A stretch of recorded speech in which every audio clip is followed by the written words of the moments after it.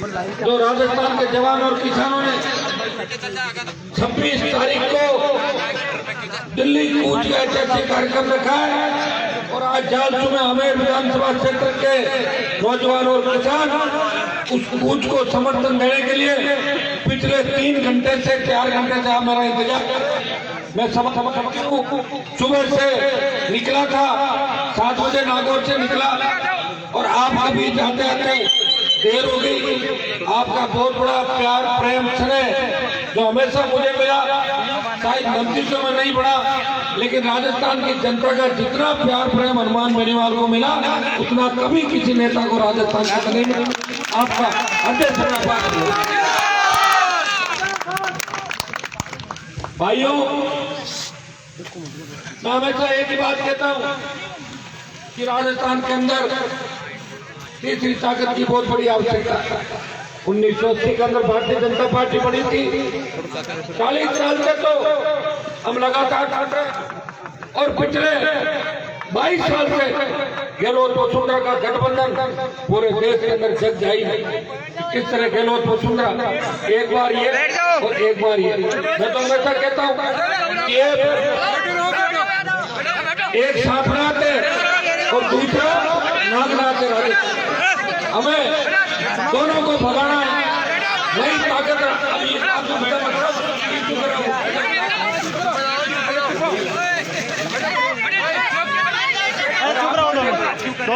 जो बैठ जाएंगे खड़े हो जाओ।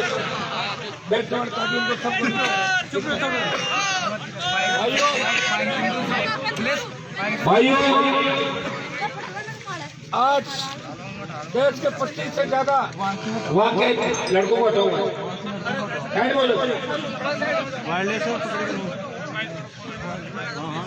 आज देश के अंदर 25 से ज्यादा राज्यों के अंदर तीसरी ताकतें बनी हुई है और जब तीसरी ताकत है, अब हरियाणा के अंदर देख लें, उत्तर प्रदेश में देख लें, बिहार में देख लें, जहाँ भी तीसरी ताकतें बनी है वह कांग्रेस और भारतीय जनता पार्टी को हर जगह समझ मिला। लेकिन दुर्भाग्य से राजस्थान ऐसा राज्य जहाँ दोनों पार्टियों की दादागिरी लंबे समय तक है। और तो और राजस्थान ने वसुंधरा जैसी मुख्यमंत्री को भी भुगता जो दिन में भी दारू पीने पड़ी रहती है। एक नारा लगता था 8 PM नो CM, सूर्यास्त वसुंधरा मस्त। ये तो मैं बात कहता था, किसी के नेता ने कहा आप इस नारे को बदलो। मैंने कहा क्यों? बोले वसुंधरा तो सूर्यास्त से पहले ही मस्त हो जाती थी। सुबह 10 बजे रात को 12 बजे तक बोतलों में बोतलें खोलती रहती। अभी तो राजस्थान घर के अंदर चला गया। पिछले जो 22 साल का गहलोत वसुंधरा का गठबंधन था, भाइयों, इसने राजस्थान को रसातल के अंदर डुबो दिया। कहा तो हमारा जयपुर था। ये आप इस गांव के अंदर बैठे हो। जब मैं कॉलेज यूनिवर्सिटी में पढ़ता था, यूपी बिहार दूसरी जगहों से लोग जयपुर में जमीन लेके अपने बच्चों को पढ़ाने के लिए आते थे। कहते थे जयपुर सुरक्षित है और हम बच्चों को यहाँ पढ़ाएंगे। दूसरे प्रदेशों के अंदर अपराध ज्यादा हो रहा है। वही जयपुर है जहाँ लोग जमीनें बेच के वापिस जा रहे हैं कि जयपुर से तो हमारा उत्तर प्रदेश बराबर है। वही अपराध के अंदर राजस्थान 1 नंबर पर चला गया। पुजारी को जिंदा जला दिया। दलित युवती का वीडियो बलात्कार के बाद वायरल किया जाता है। थानों के अंदर बलात्कार हो रहे हैं राजस्थान के अंदर। गुंडे बदमाश समानांतर सरकार चलाते। गरीब आदमी थाने तहसील में जाता है, उसकी कोई नहीं सुनता। या तो MLA साहब का फोन जाएगा सत्ता पक्ष के, और या फॉर्च्यूनर गाड़ी वाला जाएगा तो उसकी गाड़ी थानेदार के बराबर फोर्स के अंदर गाड़ी लगेगी। ये कौन कर रहा था क्या? नहीं, वो पुलिस वाले इससे परेशान कर रहे हैं। आपकी रखवाली कर रहे थे।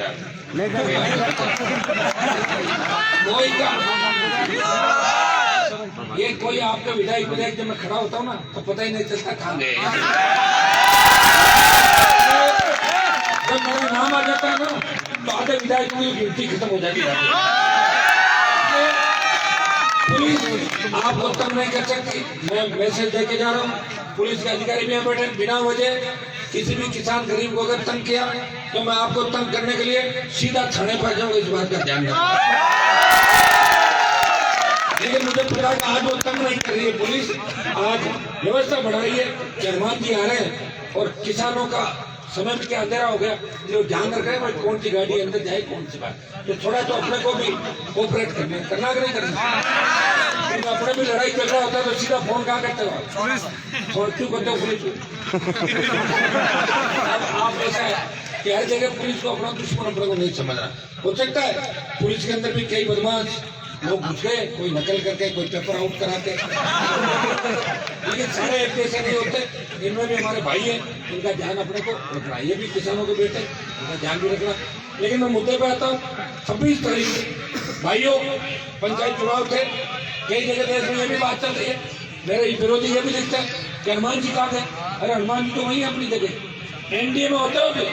अकाली दल ने पहले एनडीए छोड़ा और दूसरी हिम्मत किसने देश में करी, तो हनुमान बेनीवाल ने। और अपने भाइयों के लिए सत्ता को ठोकर मार के किसान कौम को बचाने के लिए सड़क पे आया। और पहला कूच अगर राजस्थान का था दिल्ली की तरफ, तो 15,000 जवान किसानों के साथ 12 तारीख को जैसे ही पंचायत चुनाव है, आपका भाई आपके साथ दिल्ली की तरफ कूच किया, बॉर्डर में रोका। उसमें गृह मंत्री जी ने मुझे कहा था कि आप समय दें, हम किसानों से वार्ता कर कोई व्यवस्था निकालेंगे। तो मैं उनकी बात मान के वापिस आ गया था, लेकिन आंदोलन खत्म नहीं किया था। अगर आंदोलन खत्म होता तो वापिस आंदोलन कैसे होता। 7 दिन का समय जैसे ही बीता, मैंने राष्ट्रीय लोकतांत्रिक पार्टी की राजस्थान की बैठक बुलाई। आप सबने कहा हमें कूच करना है। मैंने लोकसभा की तीनों समितियों से इस्तीफा दिया। प्रधानमंत्री जी को आह्वान किया कि आप किसानों की बात सुने, किसानों की बात माने, और 2 लाख जवान किसान 26 तारीख को दिल्ली कूच करेंगे। और भाइयों मैंने उससे ये भी बात कही थी कि समय 6 दिन का है। 19 तारीख की घोषणा थी, 26 तारीख को जाना था, तो पूरे राजस्थान के अंदर हर जगह मैं नहीं जा पाऊंगा। तब आपने कहा था कहीं आने की आवश्यकता नहीं, विधायकों पदाधिकारियों को भेज देना। हनुमान जी आप तो हर जगह 24 घंटे घूमते ही हो, चाहे हुंकार भरी ललकार भरी हर जगह आपके बीच आया। लेकिन मैंने कहा कि मैं जयपुर जिले के अंदर अपील करने खुद जाऊंगा। इसलिए आज बबरू से शुरुआत करते नागौर जिले की बैठक कल नागौर रखी थी, और नागौर जिले के जवान किसानों ने मुझे आश्वस्त किया कि 30,000 लोग अकेले नागौर जिले से कूच करेंगे। जब नागौर से 30,000 कूच करेंगे तो आप तो नागौर से 250-300 किलोमीटर पहले हो नहीं हो, तो आपको तो 50,000 कूच देना पड़ेगा। आपको 50,000 की संख्या में देना है। हमें विधानसभा क्षेत्र से 5,000 से लेके और 7-8 हजार नौजवान किसानों को दिल्ली हाईवे पे कूच करना है। अरे मैं नहीं करूँगा। अब दूसरी बात आप ये सुन लो, आप सोचोगे डिलेक्स बस है कि रैली में और पनीर पकौड़े, कुछ नहीं है। आपको खुद ही तो साधनों की व्यवस्था करनी है। जितनी गाड़ियां अपने पास है, धरती पुत्रों के पास, अपन वैसे जयपुर पिक्चर देखने चले जाते कई बार लड़के, ट्रैक्टरों को लाना, अभी नजदीक इलाका आ गया तो ट्रैक्टर भी, लेकिन धीरे धीरे चलाना, तेज स्पीड में नहीं चलाना ट्रैक्टर। इस बात का भी ध्यान दें, ट्रैक्टर हमारा सब कुछ है किसान का। भाइयों जैसे भी पहुंचे हमें बॉर्डर पर पहुंचना। कल आपको निर्देश दे देंगे, अपील कर देंगे कि किन किन को रजाएं साथ लेके आनी है और किन को बिना उसके आना है। अब जिले भाई ताकि आपकी छुट्टी भी तय हो जाए कि लड़ाई लंबी चल सकती है और आर पार की लड़ाई है। इस लड़ाई में बेग नहीं होंगे, चाहे लड़ाई कितनी बढ़ जाए, किसान कौम का सम्मान घटने नहीं देंगे। एनडीए छोड़ना पड़ा, एनडीए छोड़ देंगे, और लोकसभा की सदस्यता छोड़नी पड़ी तो इस पद को भी ठोकर मार के आपकी कई लोग कह रहे थे कि उन्होंने मंत्री पद छोड़ दिया, मैंने उनके पास था जब छोड़ दिया, मेरे पास होता मेरे पास तो कमेटी है 3 छोड़ दिए। रही बात गठबंधन और दूसरी की, तो मैं आपको विश्वास दिलाता हूँ, आपको धोखा नहीं दूंगा। 70 साल में कांग्रेस भारतीय जनता पार्टी के रूप में कई नेता आए होंगे, किसानों की बात कई लोगों ने करी, लेकिन आपको आपका अधिकार अगर याद दिलाए तो आपके भाई ने त्याग समर्पण करके वीर तेजा जी का जयकारा राजस्थान की विधानसभा और देश की लोकसभा में अगर किसी लगा तो नागौर के शासन ने तेजा जी महाराज के जयकारे के साथ देश को संदेश दिया कि अब उठ खड़े हो जाओ, कि राजस्थान की सत्ता इंतजार कर रही है और दिल्ली भी आपका इंतजार कर रहा है। धरती पुत्रों, अपनी ताकत को पहचानो। आपके अंदर वो ताकत है जिस तरह हनुमान जी महाराज को उनकी ताकत याद दिलाने पर ताकत याद आती थी, वैसे ही जयपुर के जवान किसानों को उनकी ताकत याद दिलाने उनका भाई नागौर की धरती से आपके बीच आया। आपको लाखों की संख्या में कूच करना, मुझे पूरा भरोसा कि प्रधानमंत्री जी जो धारा 370 हटा के देश के लोगों का दिल जीत सकते हैं, तो किसान कौम को अपना दुश्मन नहीं बनाएंगे। और किसानों को अगर दुश्मन बना लिया और ये सोच ली इस आंदोलन को कुचल देंगे, तो प्रधानमंत्री जी जो किसान आपको 2 बार इस देश के प्रधानमंत्री के शिखर पर बिठा सकता है, वो तीसरी बार आपको मौका नहीं देगा। इस बात का आपको प्रधानमंत्री ध्यान रखें। तो भाइयों, मैं आपको विश्वास दिलाता हूँ हनुमान बेनीवाल आखिरी समय तक आपके लड़ेगा। मेरे भाइयों को जगाऊंगा, प्रयास करूंगा। नई नई पार्टी, राष्ट्रीय लोकतांत्रिक पार्टी, मेरे साथ जगह दिक्कत है, सारे बच्चे कोई तो गाड़ी को किस मार्ग पर ले जाता है, कोई किधर घुमा लेता है, मेरे को बड़ा तंग परेशान करता है। लेकिन मैं हिम्मत वाला हूँ, डांट भी देता हूँ, बुरा नहीं मानते।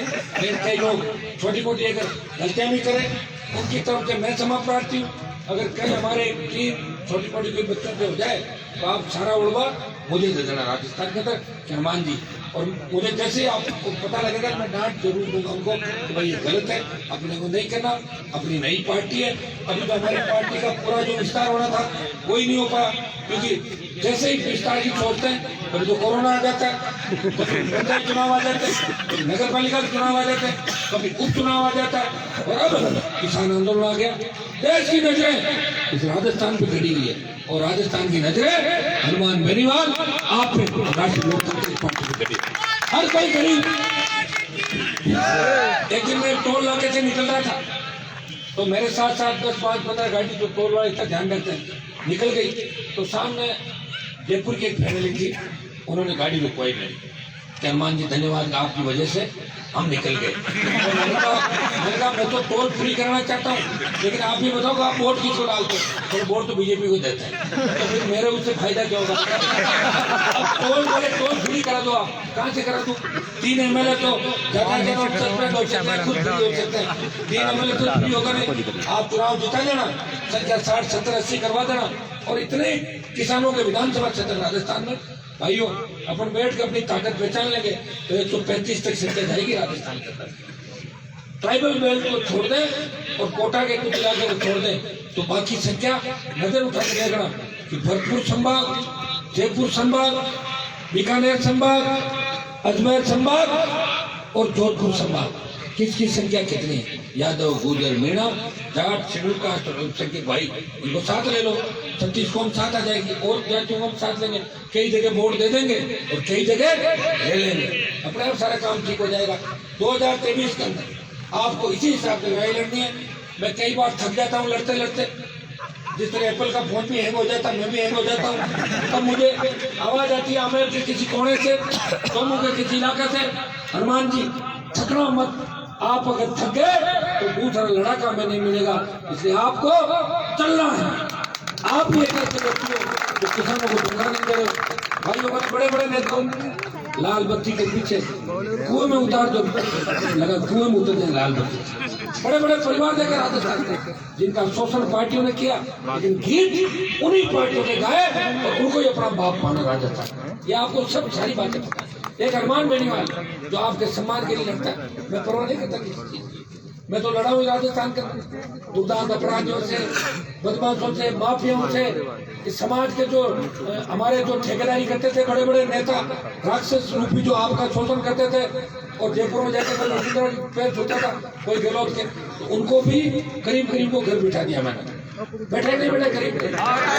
और अगर कोई बच्चे खुचे तो मेरे हिसाब से कोरोना काल के साथ साथ आगे जो 23 का समय वो पूरा समाप्ति हो जाएगा। आप हिम्मत रखना, हौसला रखना, हनुमान बेनीवाल